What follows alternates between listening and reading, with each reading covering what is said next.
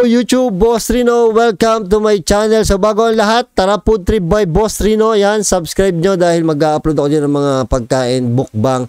Boss Rino Coffee sa Shopee at sa TikTok. So ito ang titirahin natin. Ang dami nagre-request ito. Hindi ko alam kung bakit gustong-gusto nila to. Oo. Hindi, kasi kwento-kwento lang. Pero nakakatakot siya kahit kwento-kwento lang. Sobra. Ako nga kinikilabutan kagad eh. So, pamagat ito ay Teacher's Horror Story, Tagalog Animated Horror. So, ito ay Araw na Itim, Pinoy Crispy Pasta. So, subscribe nyo ang Araw na Itim ha. So, ito, tirahin natin ito bago pa tirahin ng iba. Ito, online class, Araw na Itim, Pinoy Crispy Pasta. Tawagin nyo na lamang po akong Ma'am Glenda. Isa akong guro sa isang pampublikong paaralan sa Bulacan. Nang mapanood ko sa YouTube ang kwento tungkol sa mga nakakatakot na karanasan, ay naisipan kong ibahagi ang tunay at nakakatakot kong naranasan. Nangyari lamang ito noong ikalawang araw ng Enero, taong kasalukuyan. Grade 10 last month lang to, last month. Student ang mga hawak kong klase.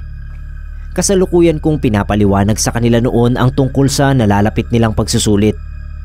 Nasa kalagitnaan na ako nang biglang mamatay sindi ang koneksyon ng dalawa sa mga estudyante ko. Yari. Sina Arnold at Aris. Natigilan ako sa pagdidiscuss dahil hinintay ko sila hanggang sa maging maayos ang kanilang internet connection.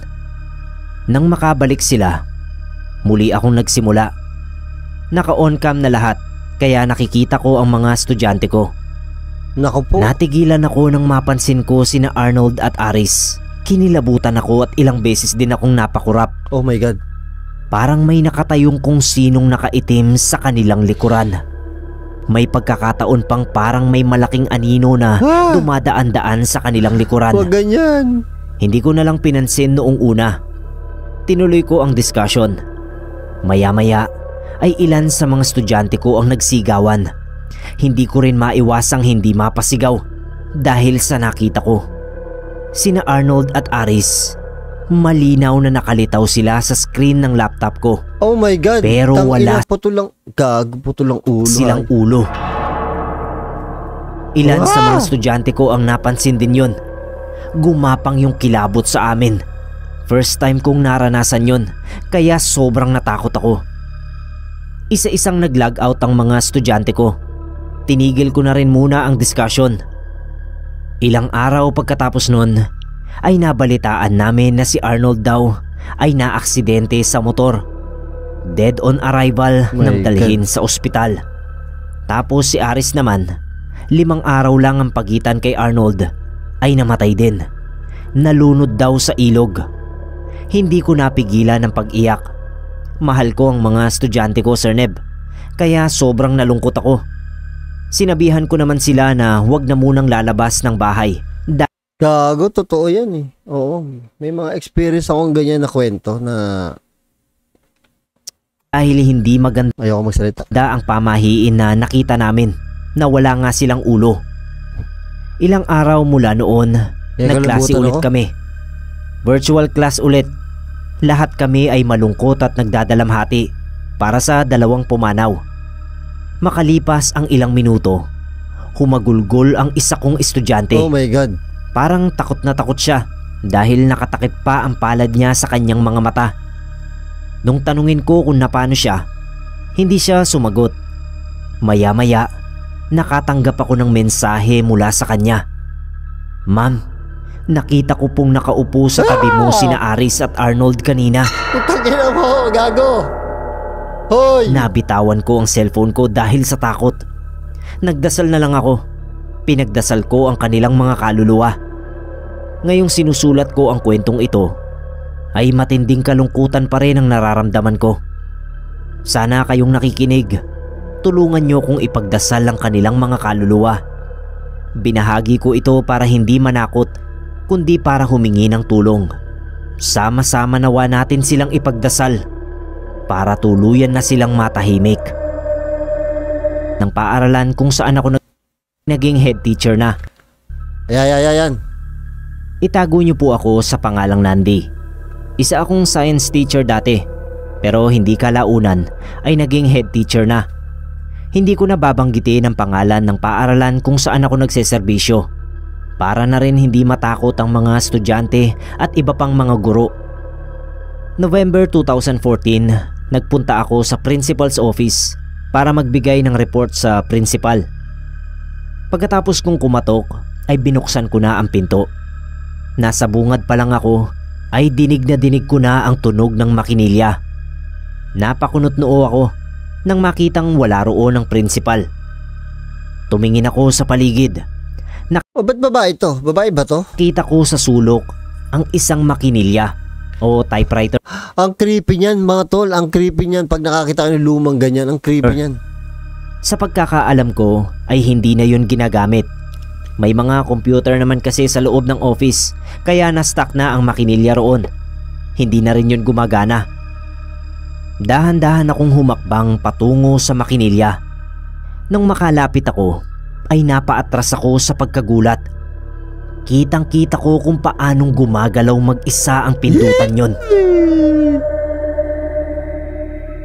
Bawat paglubog ng mga pindutan ay naglilikha ng ingay. Para bang namalikmata lang ako dahil pagkurap ko, nawala na yung tunog at tumigil na rin ang paggalaw nyon. Narinig ko na lang ang pagbukas ng pinto at muling pagsara nito. Oh my God, dahil parang akala ko ay si Madam Principal ang pumasok. Paglingon ko, walang tao. Isa pa rin ako sa loob ng office. Naglakad ako palapit sa banyo ng principal para tignan kung naroon si Madam. Wala siya roon. Nang mapatingin ako sa gawe kung nasaan naroon yung lumang makinilya, doon na ako halos takasan ng bait. Nakita ko ang isang duguang lalaki na nakasuot ng unipormeng pangguro. Nakaupo ito sa harapan ng makinilya at may kung anong tinitipa roon. Narinig ko ulit yung tunog ng makinilya.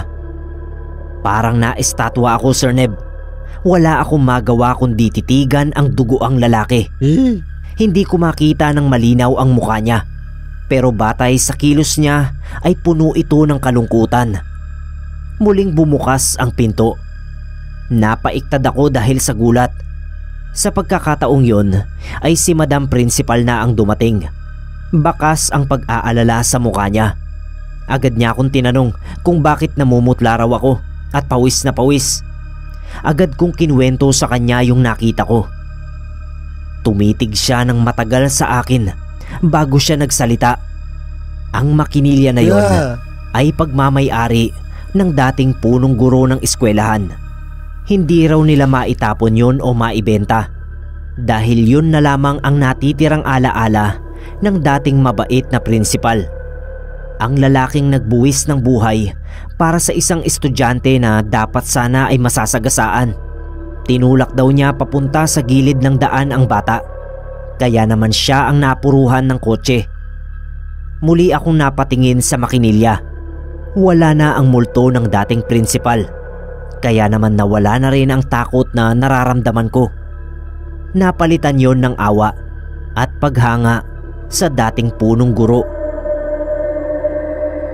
Tangina, kinikilabutan ako sa tugtog pa lang. Tang bilis. Hayop. Takot yung boy. Iba dating nun, iba dating nun. Hanggang dito sa bato ko yung balahibo ko tumatayo talaga. Hayop talaga.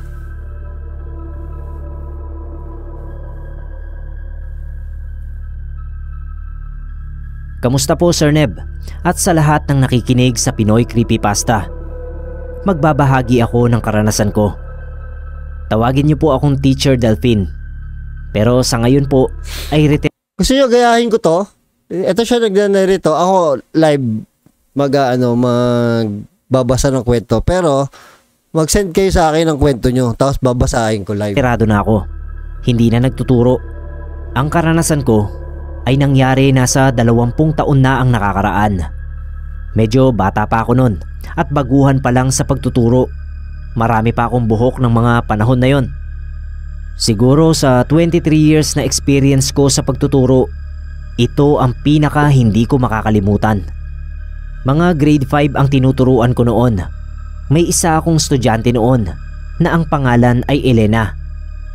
Sa totoo lang, Isa sa mga matatalino sa klase ang batang yon. Pero makalipas ang ilang linggo sa school year na yon, napansin ko kaagad na may kakaiba sa bata. Minsan maayos naman at makikita mong masayahin siya. Pero may mga araw na makikita mong tulala ito ni hindi nakikipag-usap sa mga kaklase. Medyo naalarma ako kasi baka may matinding pinagdaraanan. Pagdating ng PTA meeting, tinanong ko ang nanay niya. Pero sabi lang nito, wala naman daw. Bugnutin lang daw talaga ang anak niya. Kaya pinabayaan ko na lang.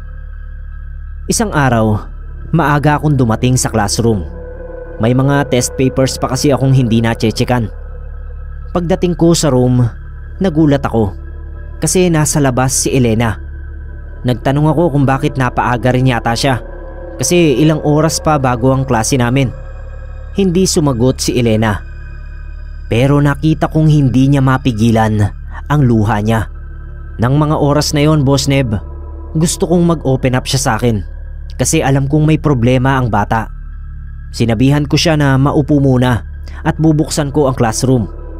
Tumangulang sa akin si Elena. So tumalikod ako. Binuksan ang classroom, nilapag ang mga gamit ko sa table. Tapos binalikan ko si Elena sa labas. Ayaw kong kaming dalawa lang sa loob ng classroom kasi baka ma-issue kami. Lalo na madalas ang ganong kaso sa eskwelahang yon nung mga panahon na yon. Mahirap na, baka pag-isipan ako ng masama. Tama. Pero paglabas ko ng classroom, wala na si Elena doon sa pwesto niya. Nay.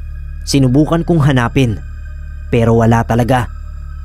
Maya-maya nagdatingan na yung ibang mga classmates niya. Pero si Elena hindi na bumalik.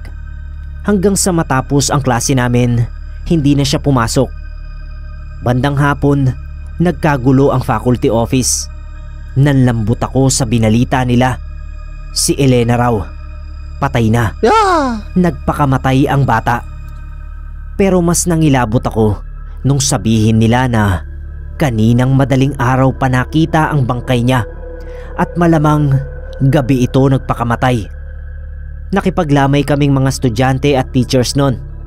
Napansin ko wala yung nanay niya. Mga kamag-anak lang nila ang nakausap namin. At doon nga namin nalaman na kaya pala nagpakamatay si Elena ay dahil matagal na siyang ginagalaw ng stepfather niya. Oh my God. Na nung time na yon ay nagtatago na. Ang masama pa nito, Sir Neb, yung nanay ni Elena ay sumama pa doon sa lalaki. Para bang walang pakialam sa nangyari sa anak niya. Naniniwala ako na kaluluwa ni Elena ang nakita ko sa classroom.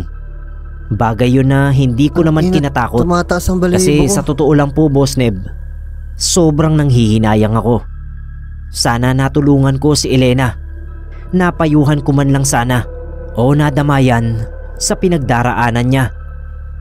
Sa huling sandali, mas pinili ng kaluluwa niyang manatili na lang sa classroom kaysa sa sarili niyang bahay. Ang creepy nito. No. So, pwede, kung gusto nyo na ganyan, try ko lang. Hindi ko alam kung kaya kong magkwento ng ganyan na sobrang nakakatakot. So, try ko lang. So, siguro, improve ko na lang pag tagal-tagal. Mag-send kayo ng kwento nyo sa akin sa FB, Boss Trino Vlog, tsaka Boss Trino, sa message doon. Mag-send kayo doon. Tapos, sa email, pwede din, bosstrino@yahoo.com. Pwede din kayo doon.